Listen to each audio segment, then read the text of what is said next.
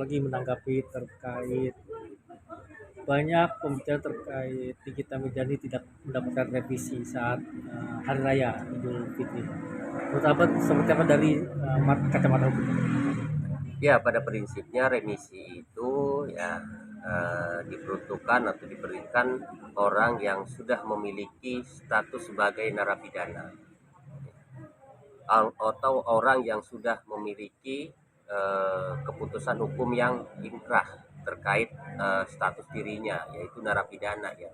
Jadi jelas kalau Nikita Mirzani tidak mendapatkan remisi karena statusnya masih dalam proses penyidikan ya.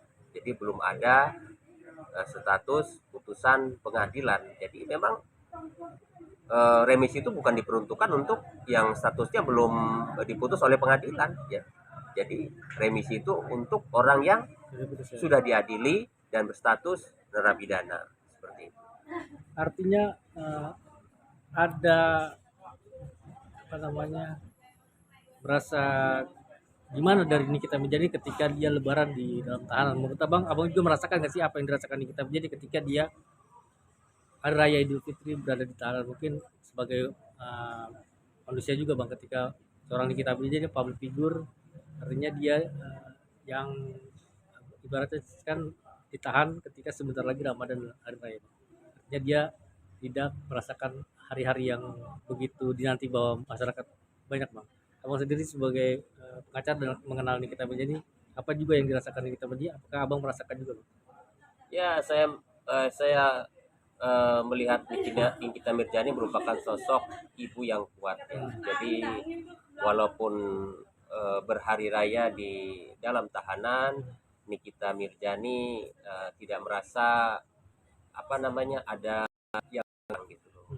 Nah, dalam Raya Idul Fitri pun yang berkunjung ke tahanan yang termasuk anaknya, warga segala macam, Nikita Mirzani sudah itu konsekuensi itu ya. Jadi itu nggak lagi ya. Ini kita kita ini happy aja ya karena dia tetap yakin bahwa dirinya masih bisa mungkin untuk bebas. Artinya abang masih yakin kita menjadi bebas. Artinya kasus ini apakah akan dua satu sedangkan di pengadilan atau memang abang masih yakin dengan kita akan bebas? Atau Selagi memang di persidangan dulu nanti baru bebasnya di persidangan?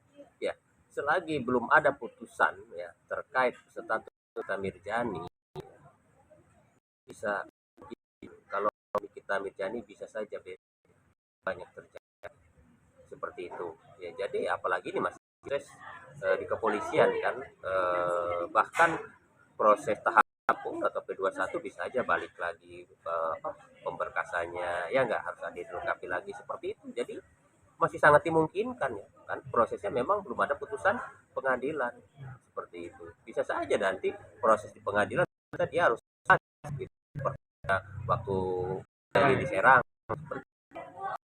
Artinya memang harus ada pembuktian banyak dikasih sistem ini bang?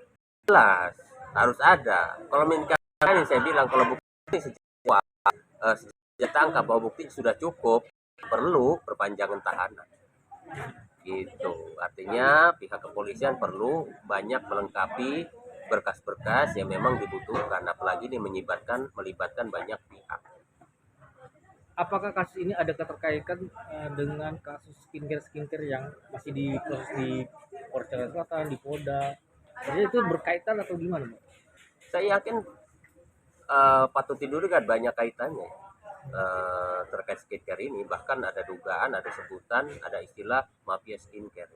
Jadi saya yakin ruang lingkupnya tidak jauh dan lingkarannya memang di situ. Tapi sekali lagi kita bahwa mengimbau untuk mengetat, artinya BPOM harus kembali mengetat untuk peredaran barang tersebut ya bang. Artinya apalagi ini kosmetik, barang kesehatan. Betul ya. BPOM itu bukan hanya sekedar memberikan izin, tapi dari segi pengawasan juga harus lebih ketat. Karena bagaimanapun beredar skincare yang diduga tidak aman untuk masyarakat itu harus diawasi dengan baik ya, dengan ketat. Jadi tidak ada lagi yang dimaksud nanti skincare abal-abal dan atau apa itu yang menimbulkan masyarakat kerugian bagi masyarakat banyak yang menggunakan. Artinya ketika adanya produk baru harus dilaporkan bagaimana kandungannya bla bla bla, itu harus diperketat lagi dari BPOM, Bang. Betul, harus diawasi secara bertahap dari sampelnya. Bisa aja sampel awal itu memang apa namanya Bagus gitu. komposisinya bagus gitu loh, tapi berikutnya kan tidak tahu kan. Jadi itulah perlunya pengawasan BPOM untuk seketat mungkin terkait skincare ini. Artinya jangan kembali adanya kasus yang review produk lah, apa yang diduga dilakukan di Kita Menjani. Jangan sampai public influencer mau review produk yang ibaratnya yang mempunyai skincare pun tidak takut dengan yang direview gitu. Betul ya. Begitu ada sebuah produk skincare atau apapun itu direview oleh seseorang ya, itu bisa saja BPOM itu memanggil gitu loh Hmm. reviewer itu terkait kebenarannya seperti apa gitu loh. Bisa saja itu kan ada indikasi memang isinya oke, komposisi sesuai, tapi memang diada-adakan untuk mendapatkan nilai ekonomis tertentu gitu loh ya. Jadi itu perlunya BPOM mengawasi di sana. Kalau memang terlihat ada pihak-pihak lain yang mencoba gitu mereview sebuah produk, itu harus segera mungkin BPOM melakukan langkah dan tindakan. Artinya BPOM harus ada kaitannya dengan kasus yang kita beli ketika dia kan ini kasusnya mereview, Bang, produk Ya, kesehatan, apalagi yang akan disebarkan di masyarakat luas, Bang. Artinya BPOM harus juga ikut jadi kesaksian dengan barang yang ingin direview di Kita Menjani, Bang. Apalagi iya, kaitannya ada uang kan gitu. betul. Bahkan kalau memang BPOM kekurangan tenaga atau apapun, bahkan ini para reviewer ini bisa aja ajak bekerja sama, dirangkul gitu loh terkait pengawasan dirangkul gitu loh terkait pengawasan produk-produk ini. Itu sangat bagus gitu loh. Seperti itu. Jadi reviewer ini tidak liar gitu loh. Jadi sesuai kontrol dan ada yang mengkontrol yaitu BPOM gitu loh. Seperti itu harusnya ya gitu. Kenapa saya anggap akhirnya ada yang liar, ada yang benar-benar mereka reviewer? Ya bisa saja review ini memanfaatkan bahkan diduga ya untuk dalam tujuan mendapatkan sesuatu gitu loh, nilai ekonomis dari apa yang dilakukan seperti itu.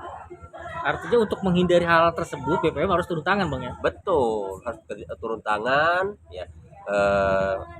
Apabila perlu bekerja sama atau direkrut nih reviewer ini gitu loh dalam naungan BPOM seperti itu. Oh, thank you, Bang.